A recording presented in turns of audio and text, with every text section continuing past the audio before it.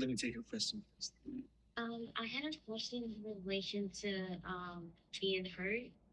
Um, what if you're surrounded by people or someone who like constantly hurts you?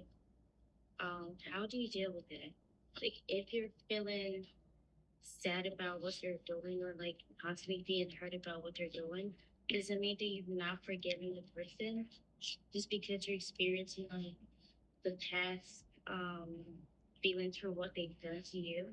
Or do you just constantly need to keep forgiving them? How do you constantly like deal with it? Yeah, I answered this in one of the sessions. I mentioned that, there's forgiving and forgetting. And also, when you're also dealing with the healing process, sometimes you can remember it and your heart to begin to ache. What did Jesus tell us to do? Pray for those who hurt you. Pray. That's the number one way I know that people get healed from their situations. When you pray for those who hurt you, you heal quicker. So do you always have to pray for them? Yes. Even if like they're very close to you? Yes. As you're praying, sometimes you'll be crying, but pray. And when you pray, don't say, God, punish them. When you pray, say, God, bless them. God, let everything go well. God, let their lives change. God, let them stop being angry. Pray for them and bless them. I would say, blessed are the best. They shall also shall find us. I would say, when we do that, we are like our Father who's in heaven. Because he causes the rain and the sun to shine upon the thankful and the unthankful. Let's be like our Father in heaven. Those who hurt us also deserve love. When we become like that, Bible says that is even what heaps coals of fire on them. Bible says we should do good to those who do evil to us. Got that? Yes. Never give someone, I want to take this, maybe you don't never learn anything from everything we've said today. Never give someone the opportunity to affect you inwardly like that. No, never give someone that opportunity to do that.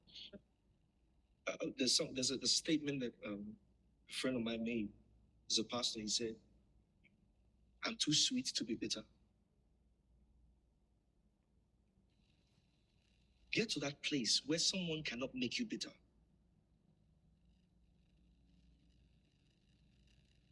As they keep trying, right? Be so full of Christ, humility, and love that everything that they try to do, you just pray for them and love them regardless. Because we should also remember always that Christ first loved us. Jesus Christ gave a parable of a man who was forgiven about 100. Someone was also owing him about 10,000. He went and was strangling the person to give him back money, the money. I would say, and other people told the master it was a parable.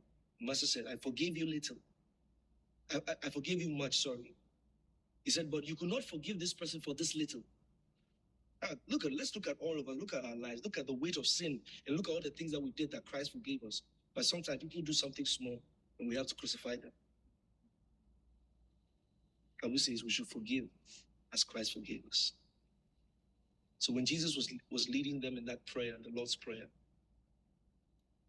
he said, and forgive us our trespasses, as we forgive those who trespass against us. Say after me, say, I'm too sweet to be bitter. I'm too sweet to be bitter. Right? Yes. And anytime you feel like, I cannot take it, I cannot take it, remind yourself that the Holy Spirit lives inside you. Yeah. You know, one of the biggest things that can ever happen to your Christian life is for Christ to form in you. That's God's ultimate goal for you. That's predestination. He said, for whom he did foreknow, he also did predestinate to be conformed to the image of his Son. So that you look exactly like Christ, and talk exactly like Christ, and think exactly like Christ. When people hear you, let them hear Jesus from you. Let the world see Jesus in your eyes. When you are in that class, in that place, let people have an encounter with you and feel like, I think I just met Jesus. Let them see you and see Jesus in your eyes. Not in the way you walk, like walking like a ghost, but in the way you talk. Speak with such grace. Deal with them in a way. Maybe they did something terrible to you. You know, sometimes when you start preaching the gospel, people are going to tell you nasty things. People are going to tell you terrible things. But I'm going to, someone has poured water on me before. We're going to preach.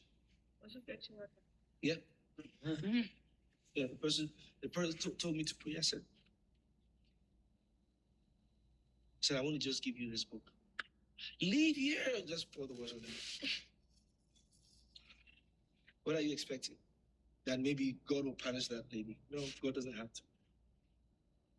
One time, Jesus Christ went to preach in Samaria and he was rejected by the people. So the two guys with Jesus, his protocol ushers, James and John, said, Jesus, call fire to burn these people like Elijah called fire. Jesus told them, he said, you don't know the spirit you are of. He said, the Son of Man has come to seek and save that which was lost. I didn't come to kill the people. I came to give them the good news.